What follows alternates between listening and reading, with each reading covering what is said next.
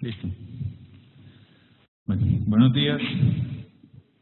Cambiamos un poquito la secuencia de las presentaciones para discutir este tema que es bastante interesante, a veces bastante estéril y a veces bastante, no a veces, la mayoría de las veces bastante frustrante. Y es algo llamado protección de órgano blanco en falla cardíaca aguda. Y básicamente frustrante por la evidencia que respalda todo lo que vamos a hablar. Si uno fuera simple y práctico, diría que para proteger órgano blanco en falla cardíaca aguda no hay nada, terminaría la conferencia allí. Vamos a revisar qué es lo que ha pasado y desde el punto de vista de algunas variables y aproximaciones, qué es lo que podemos hacer y qué es lo que podemos esperar en un futuro. Ustedes tienen aquí todo lo que ha sido la evolución del tratamiento de los pacientes con falla cardíaca aguda en la porción inferior. La mayoría de los estudios que están referenciados son estudios con inotrópicos. En rojo están los estudios que han dado resultados negativos. Y en este otro color están los estudios que han dado resultados positivos, pero en desenlaces intermedios, en desenlaces que conocemos como subrogados, pero no en desenlaces duros. Entonces no ha habido ni cambio en mortalidad ni en morbilidad, sino en algunos casos solamente mejoría de la disnea, cambios hemodinámicos como aumento del gasto cardíaco, como disminución de la presión en cuña de la arteria pulmonar, pero no en desenlaces duros. Y dos estudios o tres que se salen de los inotrópicos. Está el estudio ESCAPE, en donde se trató de evaluar si el monitoreo hemodinámico invasivo tenía algún beneficio con respecto a los pacientes que se manejaban desde el punto de vista de otras variables en la unidad de cuidados intensivos. Pues esto no va a dar si los medicamentos que uno puede utilizar en falla cardíaca aguda no dan resultados, pues el monitoreo hemodinámico, el resultado va a ser exactamente el mismo de los otros, ¿cierto? El estudio 3CPO, que es el estudio con ventilación no invasiva, y el estudio, uno de los estudios con ultrafiltración que se llama el CARES, y el ONLOAD, que es otro estudio con ultrafiltración, que no dio ningún resultado benéfico. Entonces miren ustedes que el panorama de la evolución del tratamiento desde esta época no ha sido bueno. Si vemos en la parte superior, están otras alternativas en donde tenemos los más importantes, todos los vasodilatadores que se empezaron a utilizar, y nos pasa exactamente igual. El Neseritide con el primer estudio BIMAC, el dinitrato isosorbide intravenoso, y otros vasodilatadores que tampoco dieron resultados. Si tenemos ninguno, ojalá pudiéramos tener uno en verde que nos dijera alguno de estos medicamentos, alguna de estas alternativas terapéuticas disminuyó la mortalidad o algún desenlace final importante en los pacientes con falla cardíaca aguda. Y si nos vamos en los años más recientes, nos pasa exactamente igual. El soporte hemodinámico, los mismos inotrópicos, el leucinemab, que parecía una buena alternativa terapéutica y del cual teníamos una evidencia al menos razonable en el estudio Lido y Ruslan, y el Survive y el Revive no demostraron absolutamente más nada, y estos otros dos estudios en un escenario que les quedaba, que era en cirugía cardiovascular, tampoco dio resultados. Algunos medicamentos nuevos como el Cerelaxin, de los cuales vamos a mencionar, el Ularitide, que es el Emacantif, que es otra alternativa terapéutica, pero que apenas está en estudio de fase 2, que podría ser una de las alternativas que podemos pensar. Entonces, en ese panorama, ¿qué nos espera en el futuro? ¿Qué es lo que tenemos que mirar para poder cambiar la intervención que hacemos en los pacientes con falla cardíaca aguda? Y esto se están desarrollando algunos estudios que todavía van en fase 1, fase 2, y todavía no tenemos estudios de fase 3 con ellos. Tenemos algunos con terapia génica, con transferencia de genes para mejorar la acción del cerca. Tenemos Omecantif, que es un potenciador de la miocina. Tenemos algunos que son inhibidores de la proliferación, algunos de los beta bloqueadores, tratando de modular todavía el receptor beta en la falla aguda, que todavía no tenemos ninguna, y otros que todavía van en un proceso de investigación mucho más atrás. Ya tenemos esperanza, pero las esperanzas están absolutamente lejos con respecto a lo que hacemos en los pacientes con falla cardíaca aguda. ¿Por qué hablar de falla cardíaca aguda? Pues porque ha sido o es una de las patologías más importantes. La crónica ha aumentado en su incidencia y prevalencia, pero la falla cardíaca aguda se convirtió también en un problema de salud pública. Miren ustedes aquí viendo Estados Unidos y Europa como primer diagnóstico, toda la cantidad de cristianos que hay se nos perdió la imagen, en la compensación de este grupo de pacientes. Miren ustedes cómo se nos van aumentando el número de cristianos que ingresan como primer diagnóstico y el tiempo de estancia hospitalaria, cómo impacta los costos en un sistema de salud, y esto es a nivel mundial. Probablemente nuestro perfil sea bastante similar. ¿Por qué hablar de falla cardíaca aguda en una forma diferente a la falla cardíaca crónica? Pues el pronóstico de estos pacientes ha cambiado. Y tenemos en estas curvas muerte, cualquier causa y hospitalización por falla, un desenlace compuesto. Ustedes ven con los pacientes que tienen consultas hospitalarias, o sea, los agudos, como el desenlace al año es casi el doble de los pacientes crónicos. Entonces tenemos un pronóstico un poco más ominoso en los pacientes que tienen falla cardíaca aguda, que tienen una consulta hospitalaria, que los pacientes que se manejan en forma ambulatoria con falla cardíaca crónica.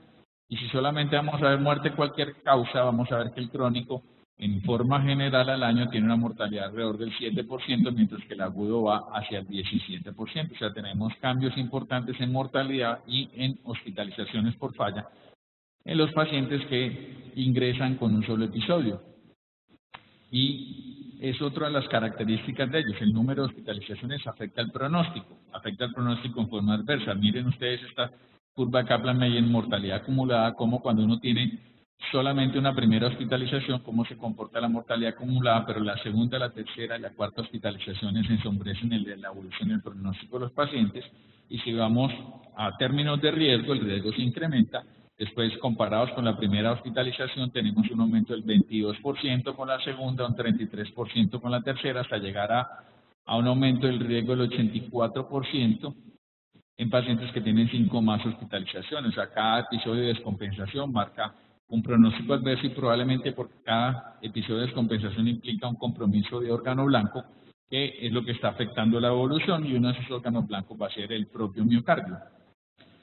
Y eso está escrito desde este artículo en el 2003, en donde tenemos una noxa que nos produce el episodio sintomático de descompensación y de manifestaciones del paciente consulta, pero que con cada nuevo episodio, cualquier evento agudo, vamos a tener una disminución de la capacidad funcional, y esta curva es exactamente igual para la mortalidad, como les acabo de mostrar.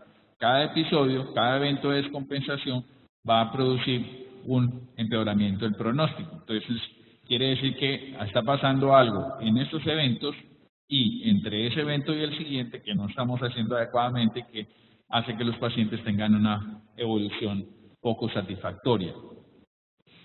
La pregunta que surge entonces es por qué hay tantas dificultades en el tratamiento de los pacientes con falla cardíaca aguda. Vamos a tratar de esbozar algunas de los tópicos que están en discusión.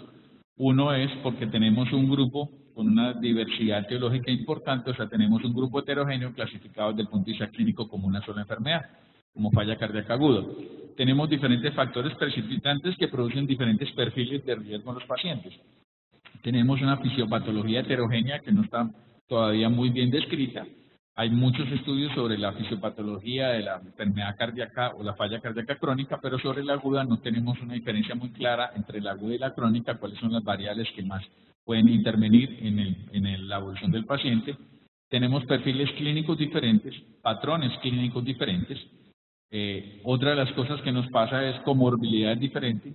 Durante el episodio de descompensación hay compromiso de órganos blancos, de diversos órganos blancos, y el patrón es diferente en los pacientes. Hay desenlaces no estandarizados en esos ensayos clínicos con asignación aleatoria. Hay una respuesta a la modulación hemodinámica que es diferente, y hay una respuesta al bloqueo neurohormonal que hasta ahora es incierto, que está muy claro en los pacientes con falla cardíaca crónica, pero la modulación neurohormonal de falla cardíaca aguda no está tan clara. ¿Cuál es el efecto de la inhibición del sistema renina, angiotensina, aldosterona entre el episodio agudo y cómo cambia su pronóstico? No hablamos del bloqueo o la modulación del sistema nervioso simpático, porque los estudios con beta-bloqueadores sistemáticamente excluyeron pacientes descompensados y con bajo gasto. Entonces no están incluidos y no sabemos qué pasa con ese grupo de pacientes. Empezamos por cada uno de esos aspectos, y entonces empezamos con la etiología. Entonces tenemos en el centro la falla cardíaca aguda, pero miren ustedes el cúmulo de situaciones que nos pueden llevar a la manifestación clínica. Entonces tenemos el paciente hipertenso, pacientes con factores cardíacos, en el cual no solamente está la isquemia miocárdica, sino hay otra serie de patologías que nos lleven allá, las taquios, las bradiarritmias, las enfermedades valvulares, las cardiomiopatías. Tenemos factores pulmonares, el embolismo pulmonar, la enfermedad pulmonar, la hipertensión pulmonar, que pueden llevar tanto a falla derecha como izquierda, manifestarse como una falla cardíaca aguda. Tenemos el estilo de vida en la adherencia a medicamentos, en la utilización de otros medicamentos, dieta, actividad física y el abuso de alcohol, infecciones y algunas otras no muy bien definidas, su mecanismo fisiopatológico, pero que también pueden llevar a falla cardíaca aguda, por lo menos aumentan el riesgo de falla cardíaca aguda. Entonces empezamos con un grupo con un diagnóstico desde el punto de vista sindromático clínico, pero con diversas etiologías que pueden marcar una evolución diferente de los pacientes. El factor precipitante también es importante y hemos visto cohortes como nos dicen cuáles son los factores precipitantes más frecuentes. Este estudio de corte nos trae un dato interesante, es que separaron el factor precipitante por la etiología isquémica y no isquémica y diferenciaron la evolución o el pronóstico desde el punto de vista hospitalario o a 10 años. Entonces ustedes tienen aquí como cuando yo separo no isquémico de isquémico y voy a ver el riesgo hospitalario, los pacientes que tienen un factor precipitante no isquémico tienen un mejor pronóstico durante la hospitalización, pero cuando lo seguimos a 10 años, hay un cambio en el riesgo y el riesgo aumenta al 12% en los no isquémicos versus los isquémicos. No está claro cuál es la razón de por qué hay una evolución diferente, porque ese aumento del 12%, uno puede imaginarse que el paciente que tiene un factor desencadenante isquémico durante la hospitalización pudiese ser resuelto, diferente al otro que no, y eso podría cambiar la evolución de los pacientes. Entonces hay una diferencia entre el factor precipitante uno con el otro. Dentro del factor precipitante no isquémico, la causa también cambia el pronóstico y ustedes ven aquí si tengo infección, no adherencia o disfunción renal, como la probabilidad de sobrevivir es mucho menor, sobre todo para los pacientes que tienen disfunción renal. Entonces, el riñón marca el pronóstico en los pacientes con falla cardíaca. Los pacientes con disfunción renal tienen una evolución más deleteria, o sea, tienen una probabilidad de sobrevida mucho menor que los pacientes que no la tienen, y eso cambia dramáticamente. Igual en el hospital, la disfunción renal es la infección con respecto a la evolución a 10 años, donde hay un incremento del riesgo que puede llegar a ser en la disfunción renal del 59% de mayor riesgo de morirse con respecto a los pacientes que no tienen disfunción renal. Entonces, el factor precipitante, si es isquémico o no isquémico, cambia el pronóstico de nuestro paciente, y dentro de los no isquémicos, cuál es la causa de ese o cuál es el factor específico, también cambia la evolución. Desde el punto de vista fisiopatológico hemos esquematizado de forma simple qué es lo que pasa en un paciente con falla cardíaca aguda. Desde el punto de vista de los cambios hemodinámicos, eso nos ha ayudado a entender la parte clínica y a definir algunos perfiles clínicos que siempre hacemos en los pacientes descompensados. Entonces tenemos dos variables importantes, que es la contractilidad y la función diastólica. Si hay alteraciones de la contractilidad con disminución o disfunción diastólica, y lo unamos a un aumento de la resistencia vascular sistémica. Estas dos variables pueden comportarse como respuesta una de la otra, o sea, yo puedo, al caer el gasto, aumentar mi resistencia vascular sistémica para mejorar la presión de perfusión, pero hay otros escenarios en donde el problema es la resistencia vascular sistémica, que se aumenta y por ende el aumento de la poscarga me tumba el gasto cardíaco y disminuye mi contractilidad. ¿Cuál de esas variables se afecta primero? Depende del tipo de patrón clínico que el paciente haya tenido, y eso me va a llevar a disminución del gasto cardíaco y a hipoperfusión periférica. Y el otro va a llevar a aumento de la presión del ventrículo izquierdo, aumento de la presión en cuña y congestión pulmonar, que son dos de las variables que siempre miramos en los pacientes que tenemos en el servicio de urgencias descompensados con un diagnóstico presuntivo de una falla cardíaca aguda. Eso que lleva a disminución del gasto cardíaco puede producir estas otras alteraciones: activación neurohormonal, que no está bien descrita qué tan intensa es la activación neurohormonal durante el episodio agudo, o si es el paciente que venía con activación del sistema y durante su episodio de descompensación es diferente o no, cosa que no sabemos. Aumento de la presión venosa, disminución del flujo sanguíneo, disminuimos la presión de perfusión renal y lo que hacemos es deteriorar la función renal.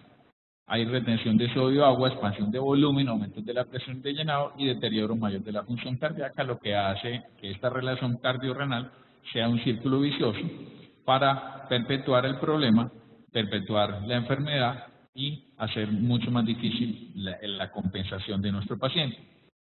Teniendo en cuenta ese perfil fisiopatológico, entonces se ha postulado que hay dos grupos de pacientes desde el punto de vista fisiopatológico, lo que se llama la falla cardíaca, el subgrupo vascular o el subgrupo de compromiso miocárdico, que tienen diferencias, y era lo que les mencionaba, en donde el vascular lo que predomina es un aumento de la poscarga, mientras que en el de cardíaco solamente disminución de contractilidad, solamente no, sino que su factor más importante es el deterioro de la contractilidad. Y eso nos lleva a que podamos tener en el vascular fracciones de eyecciones normales o ligeramente disminuidas, mientras que en el cardíaco siempre va a estar baja.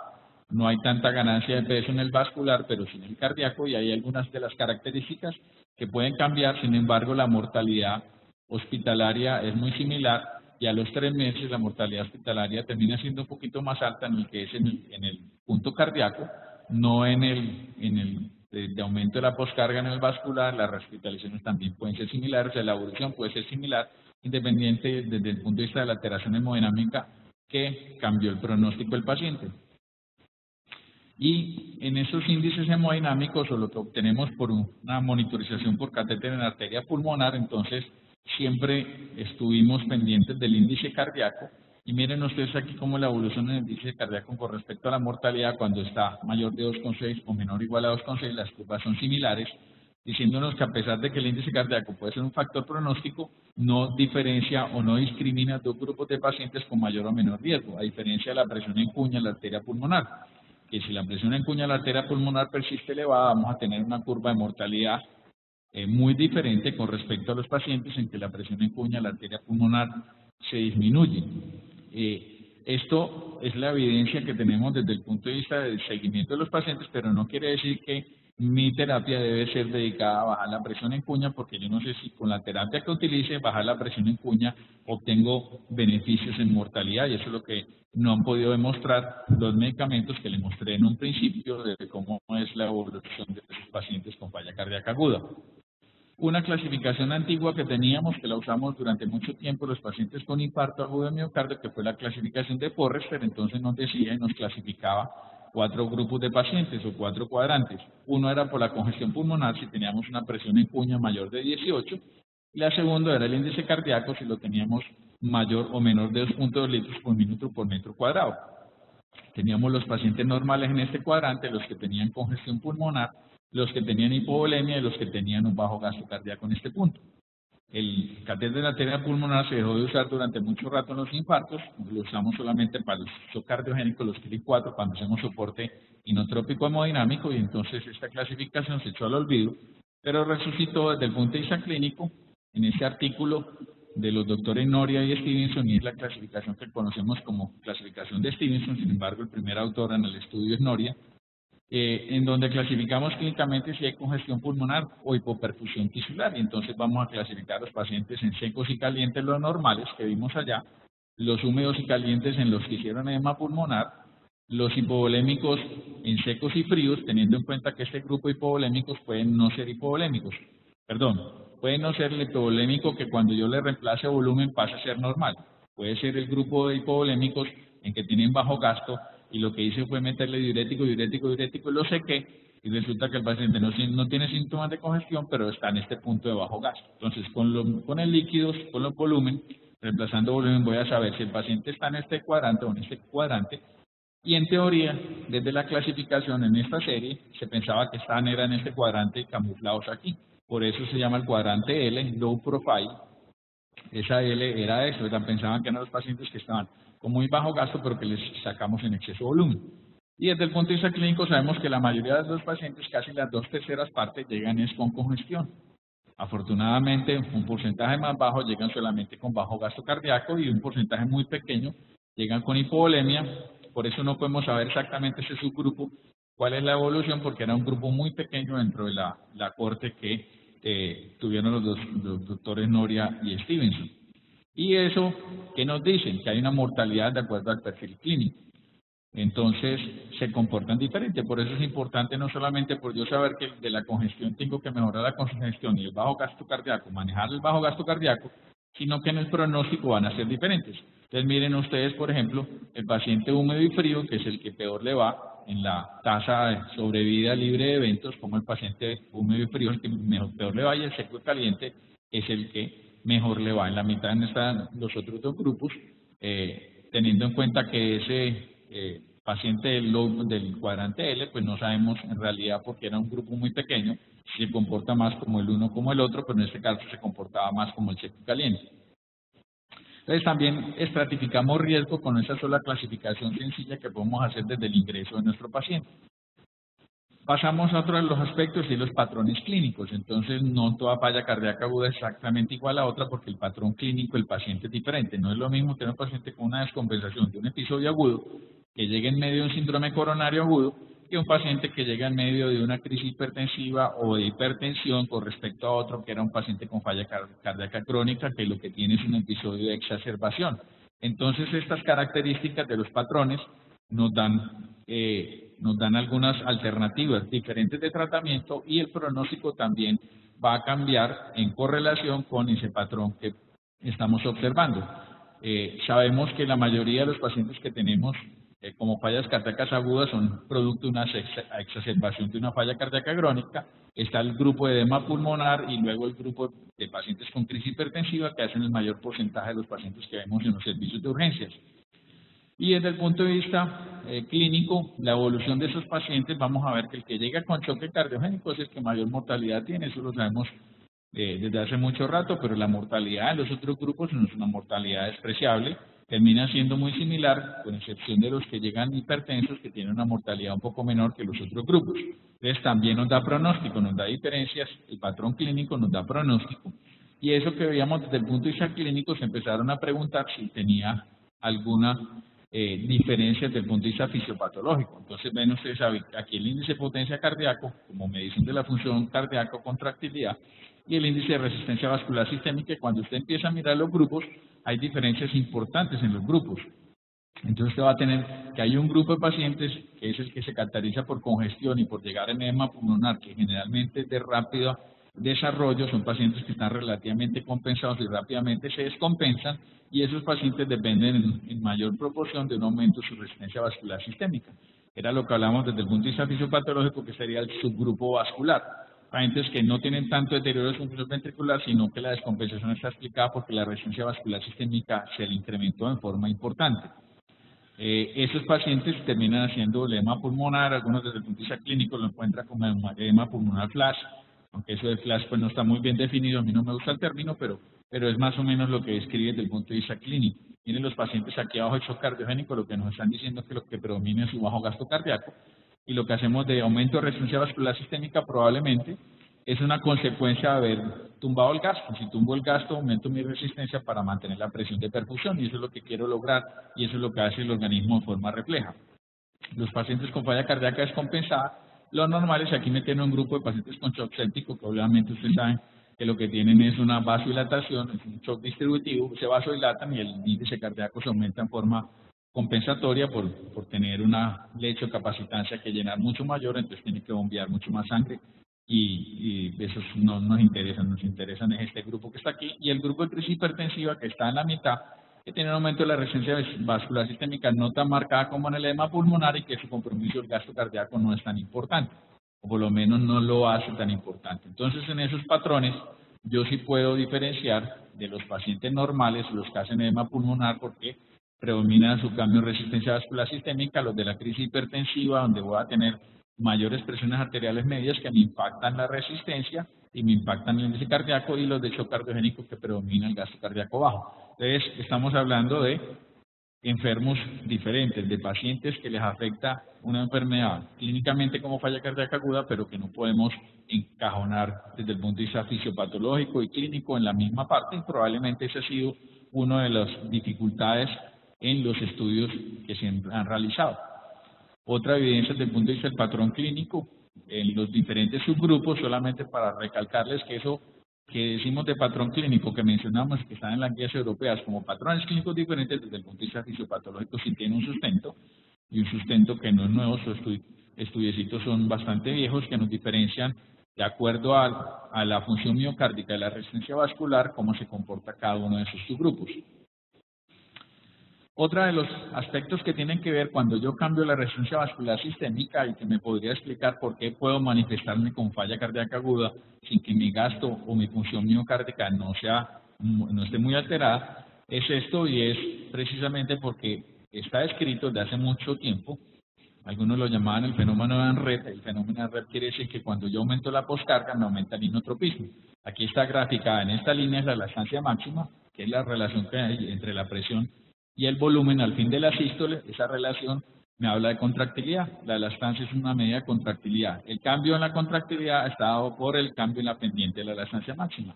Cuando yo cambio la poscarga, en el primer minuto hay un cambio desde esta curva que tengo aquí, estos bucles de presión-volumen con respecto a los bucles siguientes. Entonces tengo un aumento de la contractilidad cuando yo aumente la poscarga. Tiendo a compensar, pero después del séptimo minuto ese aumento de la contractilidad no es tan marcado, empieza a haber un mecanismo de compensación y hace que se disminuya la contractilidad. ¿Qué me está diciendo? Que cambia la resonancia vascular sistémica, que marca mi descompensación, pero lo que hacen es tratar de compensar el inotropismo, la contractilidad, y por eso en ese grupo específico de pacientes donde predomina el aumento de la resonancia vascular sistémica, tengo falla cardíaca aguda como manifestación clínica, pero no tengo tanto deterioro en las medidas de función miocárdica, por lo menos las medidas de función contractilidad expresadas aquí en la elastancia. Y ese mecanismo cambia debido a la autorregulación. Cuando yo tengo aumento del inotropismo, lo que tengo en el cambio inmediato, cuando aumento la presión, lo que voy a aumentar es la presión de perfusión coronaria. La respuesta inmediata es que va a tener aumento del flujo sanguíneo coronario, y eso va a llevar a un aumento de la contractilidad, del inotropismo. Se conoce también, está descrito hace mucho rato en fisiología cardíaca, como el fenómeno de Gregg. Ese fenómeno de Gregg, que se cree que existe, pasa que el fenómeno no explica, o por lo menos no tiene en cuenta, la autorregulación del flujo sanguíneo coronario. Cuando yo tengo aumento de las presiones, me aumenta el flujo, pero cuando interviene la autorregulación, o sea, el cambio es inmediato, pero cuando interviene la autorregulación, sí hay cambios en el flujo sanguíneo coronario, pero esos cambios son mucho más leves que lo que podríamos obtener con el solo aumento de la presión. Y eso es lo que hace que cuando aumento la resistencia, aumenta la presión, yo aumente la contractilidad. Al primer minuto tengo un cambio en la contractilidad, pero en el séptimo minuto ya ese cambio no es tan importante, y tiene que ver con esto. En falla cardíaca aguda, ¿qué tenemos? Que cuando aumenta la poscarga y aumenta la perfusión coronaria, yo voy a ver presiones arteriales contra flujo sanguíneo. Si yo tengo autorregulación presente, no va a haber cambio en el flujo sanguíneo coronario cuando aumento la presión. Si la autorregulación no se da, entonces sí voy a tener cambios en el flujo sanguíneo coronario. Y si yo me voy a ver los volúmenes, entonces mire que cuando hay autorregulación, el volumen sistólico se incrementa con la presión sistólica, pero en una forma tan marcada como lo puede hacer cuando no tengo autorregulación. Entonces la autorregulación es lo que hace que esos cambios de fenómeno de Gregg puedan manifestarse o no, y sea cierto o no que existe el fenómeno de Gregg. Si en la fisiopatología de mi enfermedad yo puedo perder la autorregulación coronaria por las condiciones basales, porque tenga hipertrofia ventricular izquierda, porque haya tenido alteración del flujo sanguíneo por enfermedad coronaria, si yo pierdo parte de la autorregulación, sí puedo tener cambios en el aumento del inotropismo, cambios en mi contractilidad, y no deteriorar tanto la contractilidad miocárdica. Otro de los aspectos que le mencioné que diferencia a los pacientes con falla cardíaca aguda son las comorbilidades de base. Esta es una base de datos de más de 190.000 pacientes, en donde tenemos las comorbilidades más frecuentes: hipertensión, diabetes, anemia, enfermedad pulmonar obstructiva crónica y los pacientes con disfunción renal. Entre ellos, la más importante, la hipertensión. Entonces funciona como causa o etiología de la falla cardíaca, funciona como factor desencadenante y funciona como comorbilidad en un porcentaje grande de pacientes. ¿En qué escenario es una o es otra? ¿Fue la que causó la enfermedad o solamente una comorbilidad asociada? Desde el punto de vista clínico muchas veces es difícil saberlo. Esas comorbilidades también nos dan un patrón de comportamiento diferente. Entonces podemos hacer patrones clínicos por comorbilidades. Y en este radiograma, por ejemplo, esta, que es el patrón común, es alrededor del 50% de los casos. Miren ustedes que los pacientes se acompañan con un porcentaje de enfermedad pulmonar obstructiva crónica, hipertensión y con diabetes, pero generalmente con diabetes no sin complicaciones.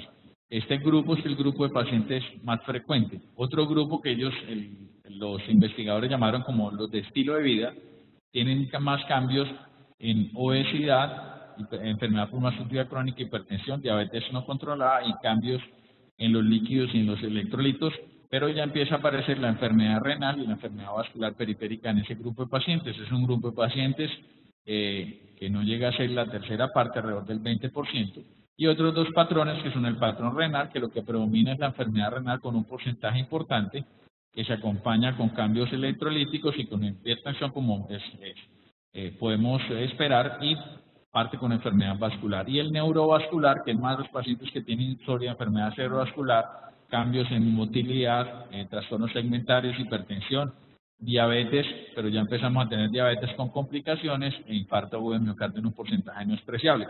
Mire que por comorbilidad, esto no es como para uno tener en cuenta que es que tenemos 4 patrones de comorbilidad, porque eso no lo aprende nadie, pero sí que tenemos patrones de comorbilidades diferentes que hace que la evolución del paciente sea diferente. No es lo mismo tener una diabetes no complicada con una diabetes complicada, de tener disfunción renal o no tener disfunción renal a este respecto. En el compromiso de órgano blanco en cada uno de los episodios de descompensación también hace que tengamos pacientes diferentes. Este es un estudio muy viejo, es un estudio del 92 en esta revista japonesa, pero lo que nos está diciendo el comportamiento en estas variables hemodinámicas es que de acuerdo al compromiso de órgano blanco vamos a tener un patrón diferente y la compensación va a ser diferente. Entonces miren ustedes que esto es lo que es el paciente que no tiene compromiso de órgano blanco, está descompensado en este cuadrante, tiene altas presiones en cuña, con frecuencias cardíacas elevadas, y en este que es el trabajo miocárdico va a tener un índice cardíaco no tan comprometido, con presiones arteriales sistólicas no tan bajas, y en el proceso de compensación es lo que empieza a tener es disminuciones de su presión en cuña con disminuciones en su frecuencia cardíaca hasta que el paciente logra llegar a este estado triángulo interno, que es el estado de compensación. Entonces, ¿qué vamos a tener? Que hay una frecuencia cardíaca alta y presiones en cuña alta en el primer día, que van disminuyendo hasta el séptimo, la presión arterial sistólica y el índice cardíaco se mantiene. No hay muchas variaciones del índice cardíaco, de la función miocárdica durante la compensación de esos pacientes, y son el grupo de pacientes que no tienen compromiso secundario de órgano blanco en el episodio de su falla cardíaca aguda. Pero podemos tener otros grupos de pacientes como el que tiene falla renal, y aquí tenemos el grupo sin y el grupo con terapia de reemplazo renal, y entonces van a ver ustedes que ya este cuadrante es diferente, sus presiones en cuña no son tan altas, la frecuencia cardíaca no es tan alta, tenemos cambios en lo que es el trabajo miocárdico, el gasto cardíaco sí está reducido, con presiones arteriales un poquito más altas en el proceso de compensación. ¿Qué es lo que tenemos? Frecuencias y cuñas altas hasta el día séptimo, la presión arterial sistólica y el índice cardíaco bajo, y luego se normalizan en el proceso de compensación. Y el que tiene falla renal tiene una disminución mucho más rápida y marcada de su presión en cuña y de su frecuencia cardíaca con respecto a lo que hace cambios en índice cardíaco y en presión arterial sistólica. O sea, la terapia de reemplazo renal cambia el perfil del paciente con disfunción renal secundaria a un episodio de descompensación de falla cardíaca aguda. Tenemos el paciente con disfunción hepática, que también tiene un perfil diferente, con cuñas más altas, frecuencias no tan altas, con índices cardíacos que sí están disminuidos, y con presión arterial sistólica no tan alta. Esto es disfunción hepática dentro de una falla cardíaca aguda, lo que llamamos hepatitis hipóxico-isquémica, diferente al patrón del del hepático crónico, que empieza a ser casi que una redistribución y hace vasodilatación y sus índices cardíacos son más elevados. En el agudo no tenemos eso, en el agudo tenemos un compromiso de su función cardíaca y se mantiene hasta el día séptimo la frecuencia y la presión en cuña, la presión arterial sistólica baja durante el curso, el índice cardíaco lo que hace es pasar de este punto a este punto y se recupera. Estos estudios que son tan viejos, pues este estudio que es tan viejo, no sabemos si eso es cierto con las medidas de monitoreo actual, pero sí nos dan una idea de cuando uno tiene un paciente con falla cardíaca o de compromiso de alguno de los órganos, tiene que pensar que su evolución no es igual a la de los otros pacientes. Y por último, los que hacen disfunción neurológica, que serían los órganos que deberíamos proteger, cómo es el comportamiento de esos pacientes en donde la frecuencia y el índice de la cuña son bajos en el primer día, aumentan hasta el séptimo y la cuña baja durante el curso de la compensación del paciente. Entonces, depende de mi compromiso, si comprometo el cerebro, si comprometo el hígado, si comprometo el riñón, o si mi compromiso es miocárdico, es lo que va a tener de respuestas diferentes en esos pacientes. Siguiente punto que les mencioné, y es la falta de estandarización de los desenlaces que tenemos en falla cardíaca aguda. Eso es lo que se ha utilizado en falla cardíaca aguda y básicamente muchos de los desenlaces primarios se han ido a mejorar síntomas como la disnea y exploran en forma secundaria si la mortalidad cambia o no cambia, si la tasa de respiración cambia o no cambia. Una de las teorías es que uno tiene que sacar al paciente del episodio agudo para introducir los medicamentos que sí cambian la mortalidad, pero teniendo en cuenta que debe cambiar el pronóstico. Si ese pronóstico lo puedo cambiar con algunos de esos medicamentos o no, ha sido la discusión de todos estos estudios en donde no sabemos exactamente cuál debe ser el mejor desenlace o el desenlace adecuado para evaluar esas alternativas terapéuticas en los pacientes. Y entonces empezamos con lo que usamos siempre, que son las dosis de diuréticos. Los pacientes con falla cardíaca aguda les metemos diuréticos y tratamos de manejar la congestión. Más del 80% de los descompensados vienen con diuréticos, según el registro ADER, más del 90% se van con diuréticos, de acuerdo a otros 2 o 3 registros que muestran el mismo patrón. Siempre nos basamos en los diuréticos. Hay que darlos en la dosis en la que el paciente la necesite, pero por el tiempo que el paciente lo necesite, desmontarlo lo más rápido posible. Recordar que cuando pasamos de 200 miligramos diarios, estamos aumentando la mortalidad en ese grupo de pacientes, sobre todo si mantenemos esas dosis altas en el seguimiento a largo plazo después de que el paciente esté en su casa, y esa es la evaluación del estudio SCAPE.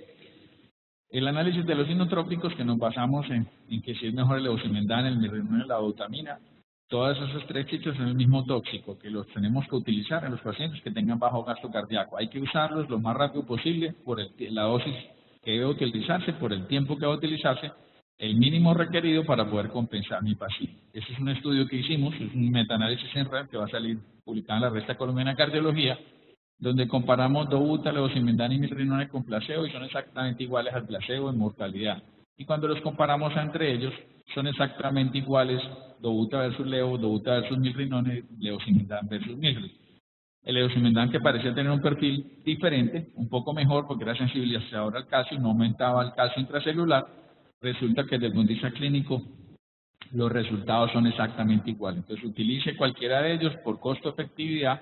Diríamos que la dobutamina sería la primera opción, el mirrinone en pacientes con cardiopatía no isquémica, porque en los isquémicos puede aumentar la mortalidad, y levosimendan como una segunda opción o alternativa a estos pacientes. Con los vasodilatadores, ¿qué ha pasado? Esa es una revisión de la corte del SCAPE también, y entonces cuando ustedes tienen aquí nitroglicerina y este es el nesibitide, y lo compara con inotrópicos, ve que la mortalidad es mucho menor con el uso de vasodilatadores que con el uso de inotrópicos. Como es una corte y no es un ensayo clínico, ¿qué es lo que pasa? Esto puede evidenciar que estos pacientes que toleraron nitro y nesibitide eran pacientes con un perfil de riesgo mucho menor, que toleraban vasodilatadores desde el ingreso, y los otros unos pacientes en un estado clínico más comprometido, en donde el bajo gasto le implicaba que de entrada utilizaran inotrópicos. Entonces no quiere decir que es que, a pesar de que los inotrópicos está demostrado que pueden aumentar la mortalidad, no quiere decir que usar vasodilatadores la reduzca, sino es el perfil del paciente que estamos manejando. Pero al menos hay por lo menos una tranquilidad de que usted, en los pacientes en que toleren el vasodilatador, debería empezar el vasodilatador antes de pensar en un inotrópico, en esos pacientes. Otra de las cosas que tenemos que tener en cuenta, y es del registro ADER, en que si yo tengo que utilizar un vasoactivo, sea un vasodilatador o sea un inotrópico, si yo tengo que utilizar un vasoactivo, entre más temprano lo use, el paciente le va mejor. Entonces, si yo tengo el paciente que no se me compensa, le estoy haciendo medidas terapéuticas, si el paciente no me evoluciona satisfactoriamente, rápidamente piensen que tiene que poner el inotrópico o el vasodilatador de acuerdo al perfil del paciente. No espera que el paciente esté ya con hipoperfusión manifiesta, con oligoanuria, con acidosis láctica, con todas esas cosas para usted empezar los medicamentos. Si tiene que utilizarlo, si yo comparo aquí el OR ajustado, si lo uso menos de 6 horas versus el tiempo, si lo comparo con más o menos de 6 horas, a 12, tengo siempre un beneficio mucho mayor entre más temprano utilice el vasoactivo. Entonces, si tengo un paciente con indicación de vasoactivo, úselo temprano, o el vasodilatador, que sería lo ideal en los que lo toleren, o el inotrópico en los pacientes que tengan una clasificación de Stevenson B. Hablamos de activación neurohormonal en los pacientes con falla cardíaca, es de falla cardíaca crónica. Entonces aquí no podemos hablar del sistema nervioso simpático, podríamos hablar del sistema renina, angiotensina, aldosterona, apenas el paciente nos tolere darle alguno de los bloqueantes del sistema renina, angiotensina, aldosterona, y nos vamos a ver si los vasoactivos, algunos de estos que son vasodilatadores como los péptidos natriuréticos, la bradiquinina, la adrenomedulina o la apelina, que son los descritos como vasodilatadores, o la arginina vasopresina, la endotelina, el neuropéptido Y y la urotensina, que son vasoconstrictores, si alguna intervención sobre alguno de esos mecanismos neurohormonales puede tener algún beneficio en esos pacientes. Si yo estimular estos o bloquearlos que son vasoconstrictores tendría algún beneficio desde el punto de vista clínico en los pacientes con falla cardíaca. Se nos ocurrió con el péptido natriurético cerebral. Ustedes saben que se llama cerebral, pero en realidad no es en el cerebro donde es la mayor cantidad, es en el miocardio ventricular, en el miocardio ventricular izquierdo. Se libera por aumento de la tensión de la pared, es una prohormona. Esa prohormona se cliva con el aumento de la tensión de la pared y nos va a dar en circulación una porción N-terminal del pro-BNP y el BNP, que es la sustancia activa. Y empezamos por ahí, y después se nos complicó porque no hacía solamente BNP, sino péptido natriurético atrial, el tipo C, y también tenemos otro que se llama urodilatino, ularitide, que es el nombre del medicamento, y tenemos una diferente forma de metabolismo o de depuración, que puede ser a través del receptor, donde al unirse el ligando va a degradar el péptido, que puede reciclarse o no, y desaparecer, o por un clivaje del anillo por una enzima, ¿cierto?, que es una enzima que la externa es la neprelicina, y la interna en el citosol es una enzima similar a la insulina, una enzima degradante similar a la de la insulina, y tenemos diferentes puntos de clivaje y el metabolismo cambia dramáticamente. Lo que conocemos simplemente como que se produce BNP y N-terminal pro-BNP, miren ustedes que no es tan fácil el sistema, pero lo único que le quiero decir es que cuando uno tiene BNP, la depuración por neprelicina se hace por el BNP. El N-pro-BNP se depura por una dimetilpeptidasa 4, que es diferente, entonces podemos tener efectos diferentes, sobre todo por los medicamentos o las alternativas terapéuticas nuevas. Cuando monitorizamos a estos pacientes hay que tener esto en mente, especialmente cuando los monitorizamos en el primer mes después de utilizar un inhibidor de neprelicina, donde sí va a haber cambios en el BNP. Después del mes podríamos utilizar cualquiera de los dos. Es que se nos ocurrió, como es vasodilatador y diurético, entonces pongamos péptido natriurético cerebral. Comercialmente se conoce como neseritide.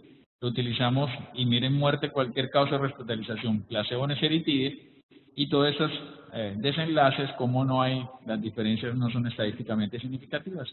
Entonces lo único que hacíamos era mejorar la disnea. Había a las 6 horas y a las 24 horas un cambio, una mejoría en la disnea, pero en desenlaces importantes no había absolutamente ninguna diferencia. Entonces, la neseritide, que usamos o se utilizó en el mundo en el 35-40% de los casos, terminamos usándolo en el 10 a 15%, y en los pacientes resistentes a la terapia diurética como una alternativa, pues no la disponemos comercialmente, no la tenemos disponible comercialmente en el país, pero en otros sitios es casi que la única indicación que le queda a ese tipo de vasodilatadores.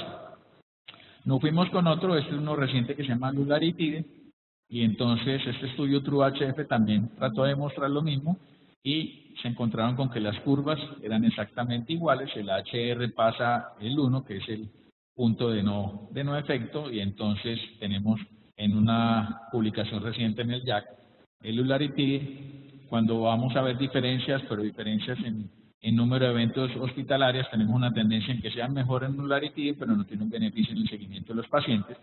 Algunos en el editorial de ese artículo, por ejemplo, dice que uno no debe esperar efectos benéficos a largo plazo, una droga que solamente utiliza durante el episodio agudo, pero si usted logró proteger órgano blanco, compensar a su paciente, usted sí debería tener efectos a largo plazo.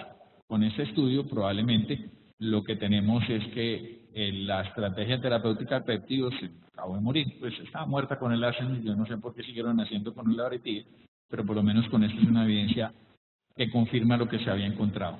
Una molécula a la cual esperábamos mucho más, la serelaxina, se exploró en este Relax HF, en el desenlace primario de cambio en la disnea en una escala visual análoga, ya había una mejoría, entre más área bajo la curva el efecto era mejor. Entonces decía que el paciente mejoraba en la disnea, pero cuando lo hicieron en el mismo estudio con una escala de Likert, resulta que en la escala de Likert no les dio cambios en la disnea. Entonces había esa duda de si en realidad sí por lo menos podía mejorar la disnea.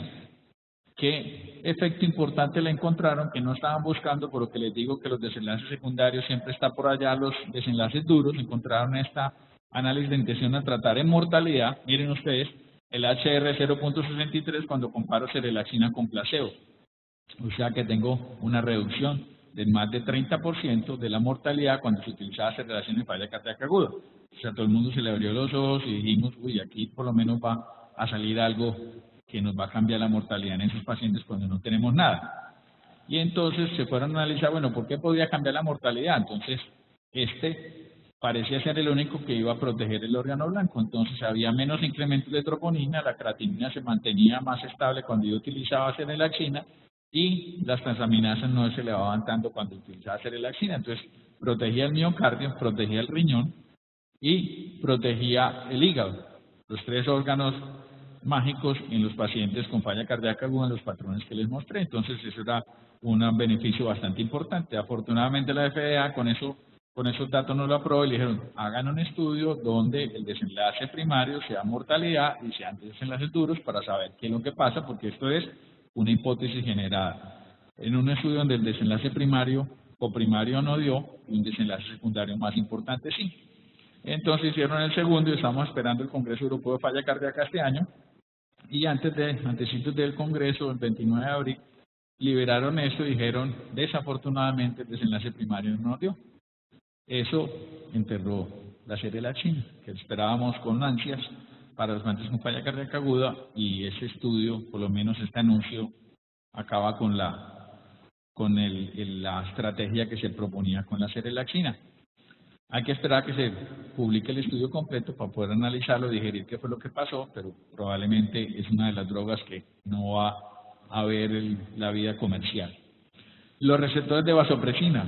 Entonces, tenemos receptores B1 y B2, y los unos son los que nos van a explicar su efecto como hormona antidiurética, los otros como vasoconstrictora sobre el músculo liso, sobre todo el músculo liso vascular, y entonces tenemos diferentes bloqueantes o antagonistas de los receptores de vasopresina que se utilizaron, y para no cansarlos con cada uno de los estudios, entonces es un metaanálisis en donde la mortalidad es exactamente igual con ese grupo de pacientes.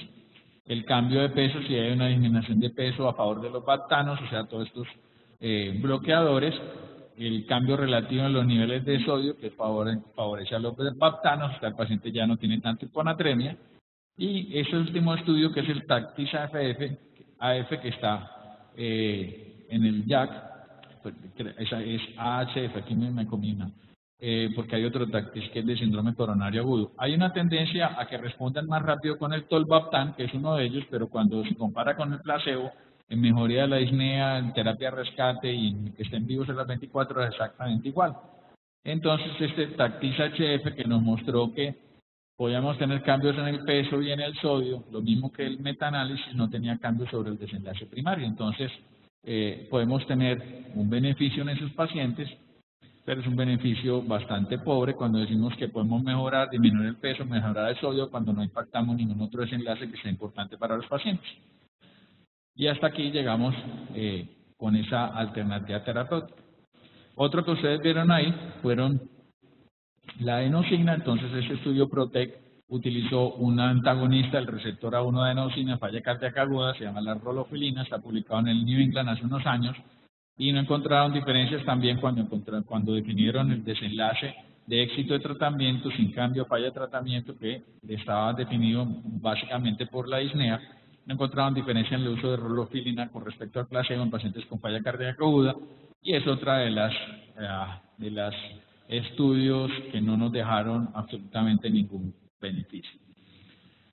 El repaso, la vuelta por todos esos parámetros hemodinámicos, por toda esta cantidad de cosas que tenemos en falla cardíaca aguda, es tratar de mirar qué es lo que vamos a hacer hacia el futuro. O sea, la intervención en la fase aguda podría cambiar el pronóstico a largo plazo, es una de las preguntas. ¿Y qué necesitamos para que esa intervención pueda cambiar el pronóstico de los pacientes con falla cardíaca aguda y cambiar ese patrón de esa curva que con cada evento tenemos un deterioro de la morbilidad y un pronóstico mucho más adverso? Entonces, uno debe conocer mejor la fisiopatología y entre ellos saber si ese subgrupo de cardíaco vascular si es cierto desde el punto de vista clínico o solamente una teorización de lo que estamos viendo desde el punto de vista de parámetros hemodinámicos. Lo segundo es que la terapia debería ser dirigida de acuerdo al patrón clínico, no debería manejar exactamente igual cuando yo tengo un patrón de comportamiento clínico hipertensivo con respecto al que solamente es edema pulmonar o el que hace una exacerbación de una falla cardíaca crónica. La mejoría clínica sintomática. Entonces sí debemos tener alternativas terapéuticas que mejoren la disnea, disminuyan la disnea y la congestión, pero que hasta ahora los diuréticos son muy baratos, costo efectivos, a diferencia de tener que utilizar otras alternativas terapéuticas como los baptanos, como el Neseritide, que son drogas mucho más costosas y que quedan reservadas solamente para otras alternativas. Cuando el paciente es resistente y no responde, cuando usted le combinó furosemida con una tiazida o con un inhibidor de un bloqueante, un antialdosterónico, entonces uno podría pensar en la utilización del Neseritide, sería una opción, o el paciente que está acompañado con hiponatremia puede utilizar un baptano, pero en realidad no tiene un punto específico y una indicación clara para ese grupo de pacientes. La rápida estabilización se refiere a introducir la terapia modificadora en la enfermedad lo más rápido posible. Así como debo utilizar los vasoactivos lo más rápido posible, la terapia modificadora también debe ser introducida lo más rápido posible y titulada a dosis recomendadas o máximas toleradas por el paciente. O sea, que entre ese episodio inicial de falla y el segundo episodio inicial de falla, el paciente no se quede con dosis estables de medicamentos, sino que pueda ser seguido y titulado, ya sea en una clínica de falla cardíaca o en las consultas que tenemos individuales, pero que tengamos claro que a pesar de que el paciente está bien, viene en el sentido que su estado funcional puede ser mi hija 1 o 2, no le demos el golpecito en el hombro y le digamos váyase tranquilo, sino que veamos que el DIECA sea titulado, que el beta-bloqueador sea titulado, que si necesita antialdosterónico porque tiene su indicación, deba ser utilizada. Y si ya estamos en un punto avanzado, pues que haya otras alternativas terapéuticas para utilizar en esos pacientes. Y la protección de órgano blanco es solamente minimizar las alteraciones secundarias. Lo que mencionaba, no protege el riñón. Si el riñón está alterado por una disminución de la perfusión y el paciente requiere un inotrópico, su uso temprano podría proteger el riñón. Y así como uso un inotrópico, debo pensar en qué momento debo desmontar mi inotrópico, debo utilizarlo el menor tiempo posible de acuerdo a la compensación clínica del paciente. Entonces tenemos todavía, por decirlo de alguna forma, los mismos medicamentos que usamos desde hace 1000 años, inotrópicos y diuréticos, como las dos opciones para usar en estos pacientes con falla cardíaca aguda. Ninguno de los medicamentos nuevos ha demostrado superioridad en desenlaces, superioridades que son despreciables, entre comillas, de mejoría de disnea, de disminución de la congestión, pero no en evolución de los pacientes. Esto era básicamente lo que teníamos en la discusión. Tienen preguntas, si tienen comentarios, si quieren que discutamos o han tenido casos específicos, yo creo que lo interesante de esto es precisamente esta parte después de la revisión. Muchas gracias.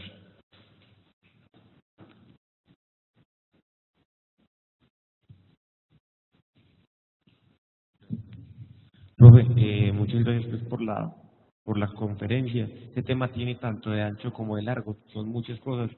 Quería ser lo más puntual posible. La guía de los europeos a unos nos gusta mucho porque es muy práctica. Propone que usted inicie con diuréticos, evalúe la necesidad de oxígeno suplementario y en algún punto la guía propone que si el paciente se encuentra ansioso, utilizar morfina. ¿Qué hay respecto a ese medicamento en los estudios clínicos y cuál es su opinión? En morfina no hay ningún ensayo clínico con morfina en falla cardíaca aguda. Si hay evaluación de cortes con morfina y aumenta la mortalidad. Que eso sea el efecto directo de la morfina no lo vamos a ver hasta que tengamos un ensayo clínico, ¿cierto? Y no para poder controlar las otras variables que podrían introducirse como sesgos. Pues en realidad la recomendación es no la use. Si usted la tiene que utilizar, utilice las dosis bajas por dosis de entrada y no la vuelva a utilizar. Porque lo que hay en cortes es que aumenta mortalidad. Cuando se revisa pacientes que recibieron morfina o no recibieron morfina, la mortalidad es mayor en los que recibieron morfina. Inclusive después de eso salieron estudios que decía los pacientes que han asesinado la morfina, pues que se fueron al otro extremo. Tampoco es decir que está contraindicada, pero acuerden que el paciente descompensado tiene congestión, está disneico, que ponerle un opiáceo y sedarlo pues puede no ser una buena alternativa, porque ese es el otro desenlace que encontraron, que hay mayor tasa de intubación y ventilación mecánica en los que utilizaron opiáceo.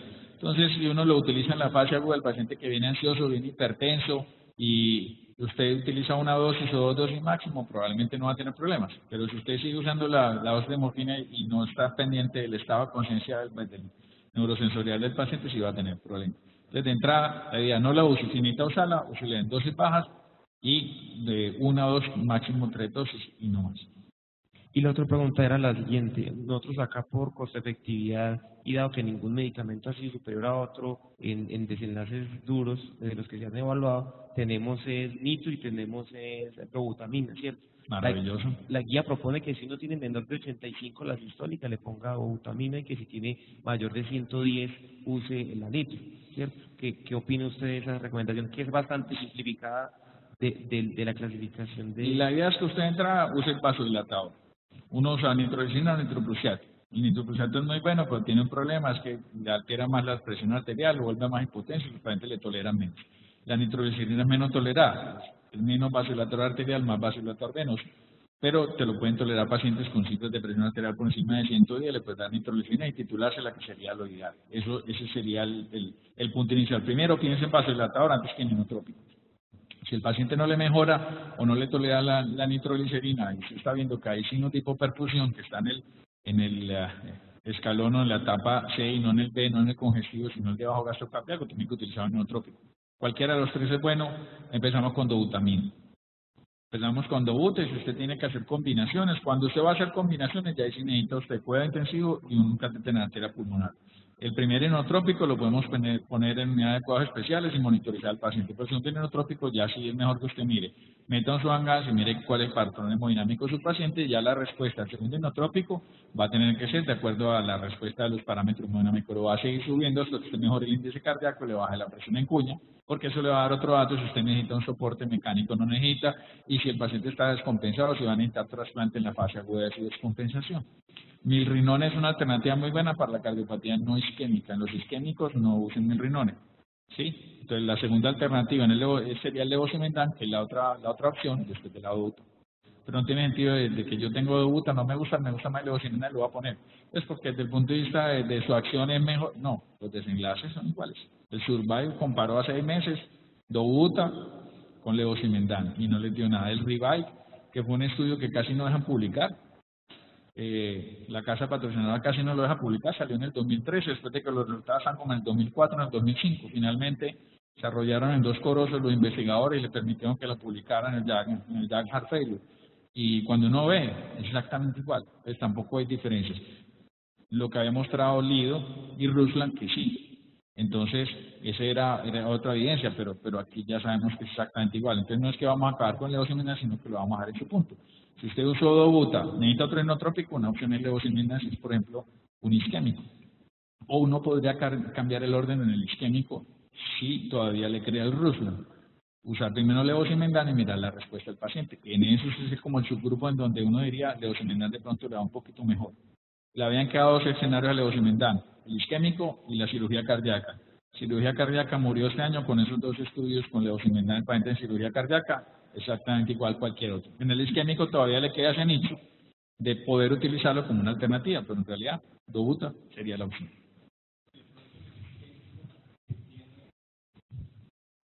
En el paciente isquémico crónico generalmente tiene betabloqueantes. La primera opción no sería de pronto pensar en levosimendan por el uso de betabloqueantes crónico del paciente en vez de dobutamina, pues tiene esa opción. Es una de las cosas que se ha mencionado cuando se tiene betabloqueador, cómo responde con una amina simpático-mimética o cómo responde con un medicamento que utiliza la otra vía inhibiendo fosfodiesterasa o haciendo sensibilización al calcio, porque el levosimendan también tiene algo de inhibición de fosfodiesterasa, solamente que lo hace a dosis más altas y no a las dosis que se usan desde el punto de vista clínico, solamente aparece como sensibilizador del calcio. Es una alternativa en el paciente que ya viene betabloqueado, sin embargo, uno podría utilizar la misma dobuta en el paciente betabloqueado.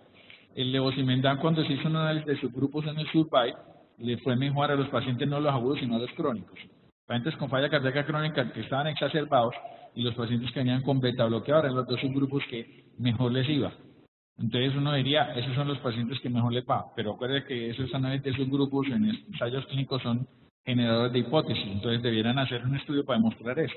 Lo que pasa es que como eso se popularizó en el mundo, ya lo venden tanto, ya perdieron perdieron la idea de volver a hacer otro, porque de pronto se hacen harakiri, de pronto encuentran que no sirve y se meten el puñal ellos mismos, entonces eso no lo van a hacer.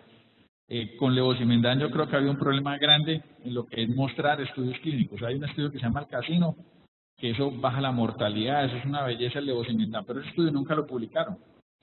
Y uno dice, ¿por qué un estudio tan bueno nunca lo publican? El Revive lo escondieron todo el tiempo posible, o sea, entre el 2004, 2005 al 2013, para poder publicarlo. Entonces, pues hay algo en los datos que no le cuadra a uno con el levosimendan. Yo no confío mucho en el levosimendan, yo lo uso. uso levosimendan, lo uso en lo isquémico. No quiero decir pues, que es que no, pero sí le entra una desconfianza con la evidencia y cómo han ido mostrando la evidencia. Pero eso que vos decís es una de las cosas que están en recomendaciones cuando uno lee revisiones de inotrópicos, en esos que venían con beta bloqueador, sí, pero no hay estudio que muestre que eso deba ser así. Y quizá los ensayos que compararon Dobuta con enoximoma, lo que nos demostraron fue que para obtener efectos similares a la enoximoma, simplemente teníamos que dar más dosis de Dobuta. Entonces, si no tenemos disponible otro inotrópico, es absolutamente válido el uso de Dobuta, teniendo presente que ese paciente que venía de beta bloqueado nos va a pedir probablemente una dosis mayor a un paciente convencional que no venía con uso previo de beta bloqueador. Perdón, de pronto lo único que sí recomendaría en la levosimendan, no usar mucho la dosis bolo que antes usaban, porque eso sí les va generalmente muy mal. Con la dosis bolo hay un problema, y es que cuando todos los estudios tienen dosis bolo, 6 a 12 microgramos por kilo en dosis bolo comparado con el otro. Lo mismo pasa con el mirrinone, que también era 50 microgramos por kilo en la dosis de bolo. El problema es que un grupo de pacientes de eso es hipotensión y es uno de los efectos que tiene el levosimendan. Nosotros hicimos una seriecita de pacientes de seguimiento, una corte de antes y después con levosimendan, y cuando lo usamos aquí en clínica de falla nunca poníamos bolo. Y solamente uno de los pacientes de los que intervenimos poniéndole levosimendan tuvo que recibir norepinefrina por hipotensión después de haberlo colocado. Y si uno lo pone con bolo, es muy frecuente que haga hipotensión. Pero es una recomendación más desde el punto de vista de práctica clínica que de recomendaciones de guías, porque cuando uno se guía por los estudios, está muerto porque ahí está el bolo recomendado.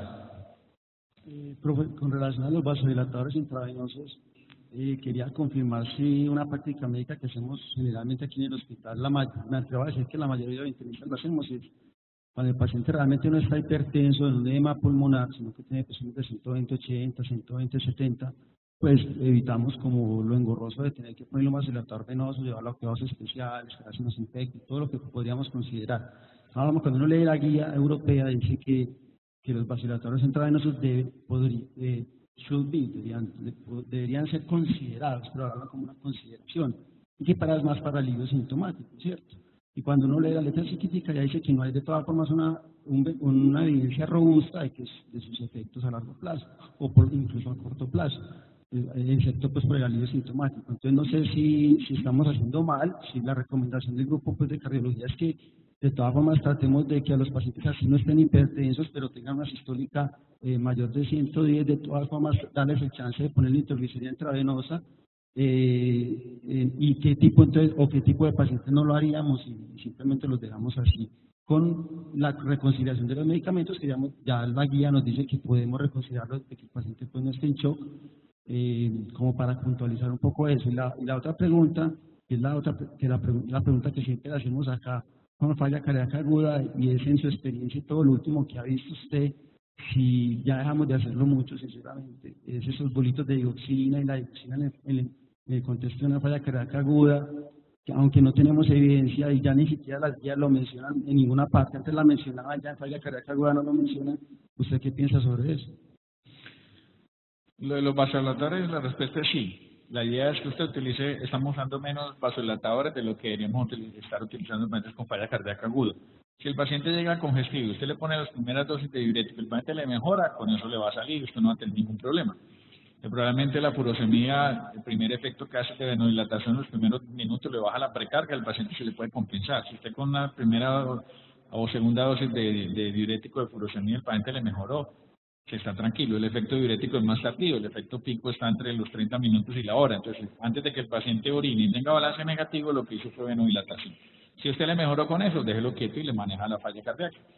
Pero si el paciente no le mejoró después de su primera dosis o segunda dosis de furosemida, póngale nitroglicerina. Y la endorfina es muy fácil, pues tienen que pasarlo cosas especiales. Si ustedes leen, entre 20 y 200 microgramos por minuto, pero eso uno en la cabeza en urgencia no lo tiene. Usted pone una ampolla en 250, la empieza a 3 cc por hora y la titula 5 cc por hora cada 5 a 10 minutos, de acuerdo a su presión arterial. Si la presión le bajó por debajo de 100 y la frecuencia cardíaca por encima de 110 latidos por minuto, pare su titulación y se acabó. Y usted llegó ahí. Y eso es una buena alternativa. La digoxina o la digital, los estudios son viejos con digital, hay estudios con digoxina en falla cardíaca aguda, y los mexicanos usaban mucho guavaína. con buenas respuestas, con cambios en el índice de contractilidad y en bajar la presión en cuña, eran estudios hemodinámicos, pero no hay estudios con desenlace clínico en falla cardíaca aguda. Entonces, por guías, yo no puedo decir de ledigosina. La usamos, sí, a mí me gusta mucho. La beta-metildigosina dada 15 microgramos por kilo en una sola dosis en el paciente en la fase inicial, la respuesta de los pacientes es buena, pero eso es experiencia personal y es medicina basada en la experiencia, y algunos dicen que eso es en la indigencia y no en la evidencia.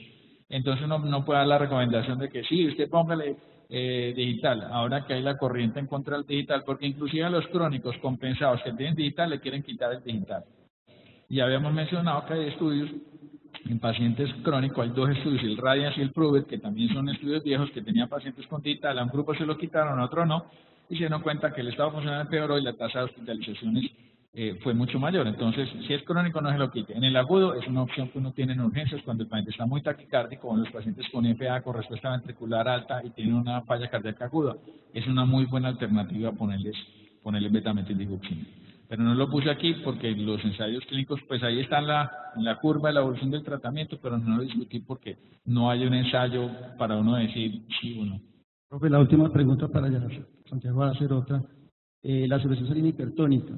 Eso como no es muy seguro según lo que uno lee, pero cuando vienen los resultados de la cardiovascular, todos nos dicen que porque usamos acá una solución salina hipertónica de la que deberíamos de usar. Ya le gusta poner salina hipertónico con diurético.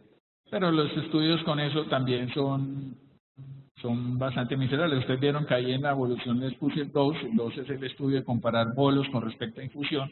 ¿Y qué les pasó? Les fue exactamente igual. Entonces, si yo tengo bolos en infusión, ¿para qué voy a poner infusión? Si tengo que poner infusión, tengo una bomba de infusión, una enfermera que esté pendiente, si no pongo el diurético en bolos. Entonces, la teoría es que ¿para qué voy a tener una enfermedad cada hora poniéndole un bolo de furosemida? Pues que yo cuando lo pongo en bolo no lo pongo cada hora. Pongo cada 4 horas, voy a poner 2 o 3 ampollas cada 4 horas. Le voy a poner una ampolla por hora en la infusión, póngale cada 3 horas, 3 ampollas, y mire cómo le responde el paciente. Eso fue lo que demostró el dose que está publicado en New England, que no había ventaja en ninguno de los dos. A uno le parecía que era mucho mejor, porque los niveles eran estables, porque se podía superar la resistencia a la furosemida, y eso no tiene ningún sentido. Yo pongo salino hipertónico o cualquier sustancia hipertónica, trato de sacar volumen del intersticio y eliminarlo, pero eso tampoco ha tenido ningún desenlace clínico diferente para poder deshinchar a los pacientes. Con la miserable furosemida, como lo usamos en bolos, hasta ahora es suficiente. No, profe, pues en lo que yo he visto, me parece que el escenario más difícil para tratar un paciente con falla cardíaca aguda es el que tiene una FI previa baja, que tiene un Stevenson C y que tiene una FA descompensada. Y no es infrecuente pues en urgencias. La pregunta es ese paciente que está sobrecargado, congestivo e hipoperfundido, el inotrópico, la indicando el inotrópico debería cambiar, es decir, ¿es seguro dar dobutamina en un paciente con una FA descompensada o el potencial riesgo de que dobutamina empeore la FA y tumbar? O sea, ¿hay alguna recomendación específica en ese sentido? Porque pudiera empeorar la respuesta ventricular darle dobutamina como inotrópico. Hasta ahora no hay ninguna evidencia que uno tenga un estudio solamente con los de FA. Entonces, cuando nos quedamos con análisis de subgrupos con pacientes con falla cardíaca aguda y fibrilación auricular, entonces estamos generando hipótesis, pero no podemos saber. Usted puede usar igual dobutamina, levosimendan o milrinol, teniendo la FA. Y si tienen respuesta ventricular rápida, ahí es donde usted puede utilizar digitalice el paciente y póngase tenita inotrópico, póngalo en una dosis y le baja la frecuencia. ¿Por qué tiene el paciente taquicardia en una falla cardíaca aguda? Porque es su respuesta compensatoria. Si yo tumbo el volumen sistólico, ¿qué voy a hacer? Aumentar la frecuencia para mejorar el gasto y que eso me mejore la presión arterial o la presión de perfusión. Subo la resistencia vascular sistémica y tengo que tratar de compensar el gasto. Entonces el paciente con falla cardíaca, ¿qué hace? Taquicardia. Y uno tiene que manejar eso. El que tiene fibrilación auricular responde igual, va a tener una respuesta ventricular mucho más rápida para tratar de mejorar su gasto. Entonces, ¿qué es lo que hace? Dale inotrópico. Con el inotrópico la frecuencia cardíaca, al principio con el efecto del medicamento, debe subir, pero después debe empezar a bajar. Entonces, no hay ninguna diferencia. Si, con la misma análisis de fibrilación auricular, por ejemplo, los estudios de corte analizan betabloqueadores y falla cardíaca crónica con FA. Resulta que no les va igual. Les va mal, o sea, les va bien a los ritmos sinusales, a los otros no. Entonces usted diría, no le doy beta-bloqueador al paciente con falla cardíaca crónica con FA. No, es un estudio de corte y ahí pueden intervenir muchos sesgos. Entonces hay que esperar que algo diga que a ellos no les sirve y no lo usamos. Pero por ahora a todos les va a servir beta-bloqueador. En este caso, cualquier inotrópico sería la opción. Doctor, un comentario frente a la digoxina, lo único es que tener en cuenta la función renal. Tienen que tener primero presente eso, si la función renal está bien, pueden usarla, si no, no usarla. El cuento es que cuando lo usamos, uno puede usar inicialmente un bolo y no poner más. Entonces te pone la dosis en bolo y no le pone más. Y lo otro es que en los crónicos, pero eso es en química de falla cardíaca, eso no es pues recomendación para que todos pongan, el paciente renal le podemos dar digital, no, pero en clínica de falla cardíaca sí lo usamos y mantenemos dosis estable para hacer de la disfunción renal de los pacientes, y uno puede hacer, cambia de dosis de acuerdo a la depuración del paciente, además porque está descrito desde hace 1000 años en los primeros estudios con los digitálicos que tienen eliminación hepática, y cuando la eliminación renal disminuye, la hepática aumenta, pero eso no, el paciente con disfunción renal no se le da digital. Pero cuando vean un paciente en clínica de falla cardíaca que le dejamos el Anitop, no piensen que es que se nos olvidó, que somos bruticos para eso, sino que hay pacientes que uno sí los puede monitorizar estrechamente y darles digital. Pero eso es una recomendación importante. Si el paciente llegó con falla cardíaca descompensado, con falla renal, y se está pensando que va a necesitar terapia de reemplazo renal, no le dé digital. Y lo otro, doctor, no sé, por la práctica, en la formación donde yo estuve, el uso de nitroglicerina era un poco más amplio y muy precoz. O sea, el paciente llegaba en edema de pulmón o con descompensación con cifras tensionales normales, no hipertensos, con cifras tensionales normales, y se empezaba inmediatamente la nitroglicerina. Es decir, no es basado en estudios, basado en la indigencia puede ser, pero por lo menos en la práctica que tuve o en los centros donde yo me formé, nos iba muy bien con la nitroglicerina. Eso sí, monitorizando la presión y frecuentemente cómo respondía el paciente. Esa es una de las recomendaciones, por eso les dije, estamos usando menos vasodilatador de lo que deberíamos estar utilizando. Estamos usando más inotrópicos de lo que deberíamos estar utilizando. Por eso, la primera opción, piensen en el vasodilatador. Si le da cutucutu el nitrogluciato, como nos da muchos, la nitroglicerina es una muy buena opción, pero monitorice el paciente y escálela. Haz que le pusimos nitro, 3 cc por hora, y a las 24 horas que los mismos 3 cc por hora, pues una dosis pues para un talo. Póngale 3 cc y se lo va titulando hasta que la frecuencia y la presión le diga, pare ahí y usted espera, y los pacientes responden con vasodilatador, responden con la nitroglicerina.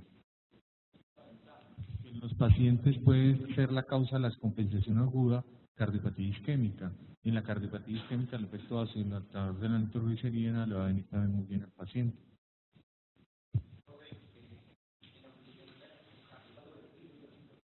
Claro, tiene una clara indicación, paciente con descompensación aguda, hay que hacer un ecocardiograma. La pregunta es cuándo hacerlo, o sea, no es una emergencia porque el tratamiento inicial va a ser clínico, pero si usted tiene el acceso lo más pronto posible, pues claro, hacer la ecocardiograma. La nueva guía práctica clínica de la Sociedad Europea nos propone unos tiempos para realizar la ecocardiografía, partiendo de si el paciente tiene una manifestación grave de la falla cardíaca aguda, como el choque cardiogénico o la insuficiencia respiratoria, o hay una presunción de una complicación mecánica. En ese caso, el carácter es emergente, deberíamos tenerla en un plazo de 6 horas. Para los pacientes con una falla aguda, de nuevo, tendremos un plazo en las primeras 48 horas en las cuales no estamos frente a esos escenarios graves o no es la sospecha o la presunción de una complicación mecánica. Y para los pacientes que tienen una falla cardíaca crónica conocida, que ya tenemos una ecocardio previa, si su condición clínica ha cambiado de forma significativa. Pero si el paciente simplemente está con una descompensación húmeda y caliente, que son la gran mayoría, no se hace necesario la aproximación ecocardiográfica nuevamente. Entonces, si usted está sospechando que tiene una ruptura cuerda tendinosa no insuficiencia mitral masiva, es causa de su falla cardíaca aguda, pues el paciente le va a necesitar hacer una ecocardio emergente. Es la ecocardio, mira, si el paciente tiene ruptura de cuerda tendinosa, lo va a operar. Si es una endocarditis, tiene una insuficiencia aórtica aguda severa, por una endocarditis, si ese es su diagnóstico, el paciente tiene que tener una ecocardiografía emergente. Entonces, depende del escenario clínico. Y en general, todo el que esté descompensado, usted le hace una ecocardio, si cambió el estado con las horas de descompensación y la hospitalización, tendría una razón para hacerla. Así la tenga reciente, a menos el doctor Gándara, que es un paciente que llegó descompensado, con un poquito de congestión, usted le puso el diurético y en 4, 6, 8 horas el paciente ya está mucho mejor, que sabe que el tiempo de hospitalización es corto, probablemente en ese es el ahorro, pero en el resto sí, y tiene que tener la sospecha clínica de algo agudo, complicación mecánica o una patología que usted le esté descompensando al paciente y que tenga otra alternativa terapéutica como un tratamiento quirúrgico, percutáneo, depende de la enfermedad que tenga, ¿cierto? Bueno, muchas gracias.